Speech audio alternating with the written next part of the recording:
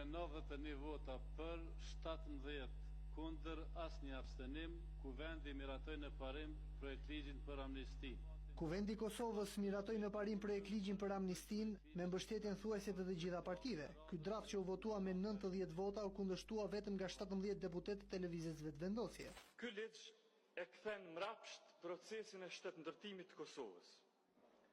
Logjika elementare e shtetëndërtimit thotë se shteti tenton drejt imponimit të kushtetueshmërisë dhe rendit institucional, duke i forcuar ata që punojnë për këtë rend, si dhe duke i ndëshkuar dhe dobësuar ata të cilët e cënojnë dhe sfidojnë këtë rend. Këtu në Kosovë po ndodh e kundërta. Të gjithë ata qytetarë vullnetmirë, atdhetar dhe guximtar, të cilët në vazhdimsi e kanë luftuar krimin në veri, me në krye herojnë e rënë Enver Zymberi, ky ligj u shkuptimson përpjekjet dhe sakrificat që ata i kanë bërë. Kurse të gjithë ata që e kanë luftuar pavarësinë, i kanë djegur kufejt e Kosovës 2 herë, kanë kontrabanduar, kanë rrahur shqiptar në veri, i kanë përzën ata, u kanë uzurpuar banesat, i kanë terrorizuar në vazhdimsi, i kanë vjedhur e kështu me radhë, të gjithë këta shpërblehen dhe trimërohen. Si parakosh që Serbia të pajtohet me këtë amnesti, kërkoi fillimisht krijimin e asociacionit të komunave serbe, kompetenca ekskluzive në gjyqësor, polici, buxhet të pavarur, zhvillim ekonomik, planifikim hapësinor e të tjera.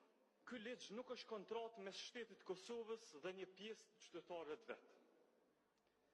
Në këtë ligj pra nuk i kemi si palë të vetmuara shtetin e Kosovës dhe qytetarët e amnistuar. Ky ligj është kontratë e qeverisë Republikës Kosovës me Beogradin që doli nga negociatat me Serbinë. Është jashtë çdo praktike parlamentare dhe as pak demokratike, madje edhe precedent tejet i rrezikshëm që kjo qeveri ende pa kaluar 24 orë procedojnë kuvend projektligjin të cilin nuk e votoi ky kuvend. Praneni 3 projektligjit aktual, kështu siç na është sjellur, ka për qëllim amnistimin e krimit, amnistimin e gjithë atyre kriminalëve serb në veri dhe i njëjti ka për qëllim amnistimin e krimit të organizuar dhe kontrabandës. Pra amnistia paraprakisht është heqje dorë, ashtu edhe siç është hequr dorë në de facto edhe nga suvereniteti i Kosovës në pjesët caktuar të Kosovës respektivisht në veri. Por edhe sikur të ndonte amnistia për krimet dhe kriminalet atje, dhe të përfundonte këtu krimi dhe kriminalet, do të ishte e keqja më e vogël. Por mendojmë që amnistia për krimin dhe kriminalet atje është një lloj legalizimi i krimit dhe një infuzion i ri që krimi legal tashmë të vazhdoj në këtë pjesë të territorit të Republikës Kosovës.